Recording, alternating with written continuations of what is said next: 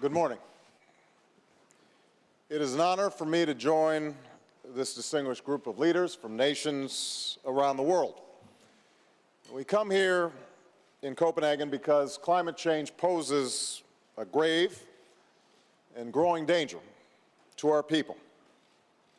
All of you would not be here unless you, like me, were convinced that this danger is real.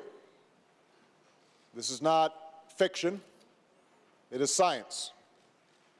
Unchecked, climate change will pose unacceptable risks to our security, our economies, and our planet.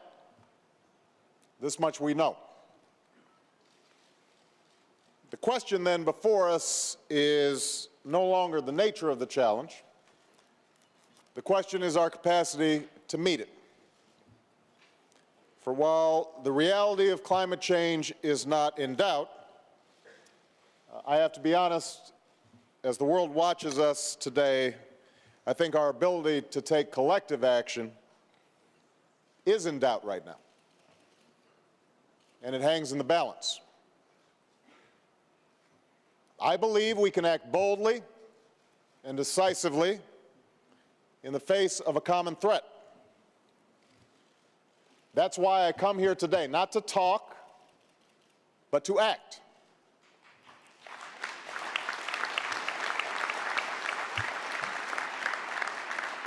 Now, as the world's largest economy and as the world's second largest emitter, America bears our responsibility to address climate change, and we intend to meet that responsibility.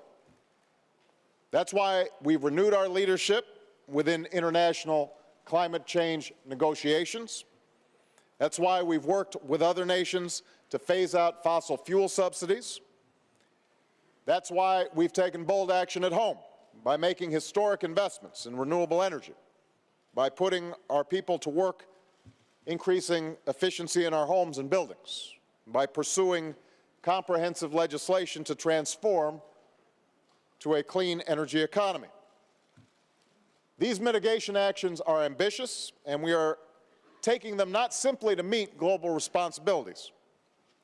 We are convinced, as some of you may be convinced, that changing the way we produce and use energy is essential to America's economic future, that it will create millions of new jobs, power new industries, keep us competitive, and spark new innovation. We're convinced, for our own self-interest, that the way we use energy, changing it to a more efficient fashion, is essential to our national security because it helps to reduce our dependence on foreign oil and helps us deal with some of the dangers posed by climate change. So I want this plenary session to understand America is going to continue on this course of action to mitigate our emissions and to move towards a clean energy economy, no matter what happens here in Copenhagen. We think it is good for us as well as good for the world. But we also believe that we will all be stronger, all be safer, all be more secure if we act together. That's why it is in our mutual interest to achieve a global accord in which we agree to certain steps and to hold each other accountable to certain commitments. After months of talk, after 2 weeks of negotiations, after innumerable side meetings, bilateral meetings, endless hours of discussion among negotiators, I believe that the pieces of that accord should now be clear. First, all major economies must put forward decisive national actions that will reduce their emissions and begin to turn the corner on climate change. I'm pleased that many of us have already done so. Almost all the major economies have put forward legitimate targets significant targets, ambitious targets. And I'm confident that America will fulfill the commitments that we have made, cutting our emissions in the range of 17% by 2020 and by more than 80% by 2050 in line with final legislation. Second, we must have a mechanism to review whether we are keeping our commitments and exchange this information in a transparent manner. These measures need not be intrusive or infringe upon sovereignty. They must, however, ensure that an accord is credible and that we're living up to our mutual obligations. Without such accountability, any agreement would be empty words on a page. I don't know how you have an international agreement where we all are not sharing information and ensuring that we are meeting our commitments. That doesn't make sense. It would be a hollow victory. Number three, we must have financing that helps developing countries adapt, particularly the least developed and most vulnerable countries to climate change. America will be a part of a fast start funding that will ramp up to $10 billion by 2012. And yesterday, Secretary Hillary Clinton, my Secretary of State, made it clear that we will engage in a global effort to mobilize $100 billion in financing by 2020, if, and only if, it is part of a broader accord that I've just described. Mitigation, transparency, financing. It's a clear formula, one that embraces the principle of common but differentiated responses and respective capabilities. And it adds up to a significant accord, one that takes us farther than we have ever gone before as an international community. I just want to say to this plenary session that we are running short on time. And at this point, the question is whether we will move forward together or split apart, whether we prefer posturing to action. I'm sure that many consider this an imperfect framework that I just described. No country will get everything that it wants. There are those developing countries that want aid with no strings attached and no obligations with respect to transparency. They think that the most advanced nations should pay a higher price. I understand that.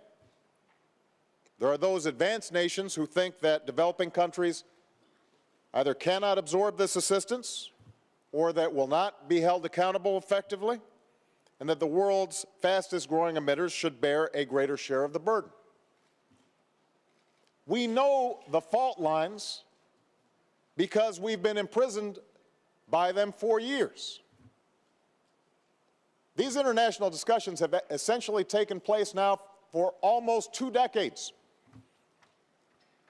And we have very little to show for it other than an increase, acceleration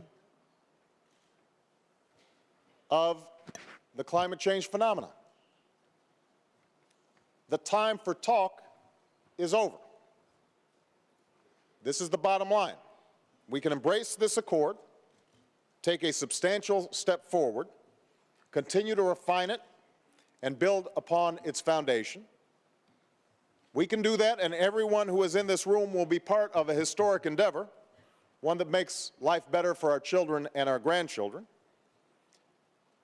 Or we can choose delay, falling back into the same divisions that have stood in the way of action for years. And we will be back having the same stale arguments month after month, year after year, perhaps decade after decade, all while the danger of climate change grows until it is irreversible.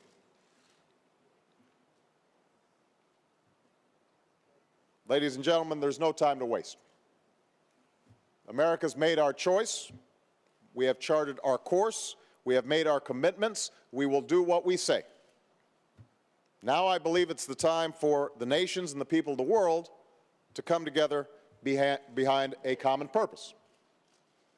We are ready to get this done today. But there has to be movement on all sides to recognize that it is better for us to act than to talk. It's better for us to choose action over inaction, the future over the past, and with courage and faith, I believe that we can meet our responsibilities to our people and the future of our planet. Thank you very much.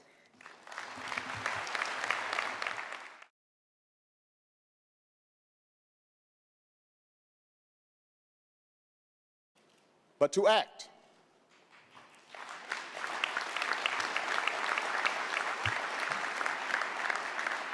Now, as the world's largest economy and as the world's second largest emitter, America bears our responsibility to address. Good morning. It is an honor for me to join this distinguished group of leaders from nations around the world. We come here in Copenhagen because climate change poses a grave and growing danger to our people. All of you would not be here unless we know. The question then before us is no longer the nature of the challenge. The question is our capacity to meet it. For while the reality of climate change is not in doubt, I have to be honest, as the world watches us today, I think our ability to take collective action is in doubt right now, and it hangs in the balance. I believe we can act boldly and decisively in the face of a common threat. That's why I come here today, not to talk. You, like me, were convinced that this danger is real. This is not fiction. It is science. Unchecked, climate change will pose unacceptable risks to our security, our economies, and our planet. This much we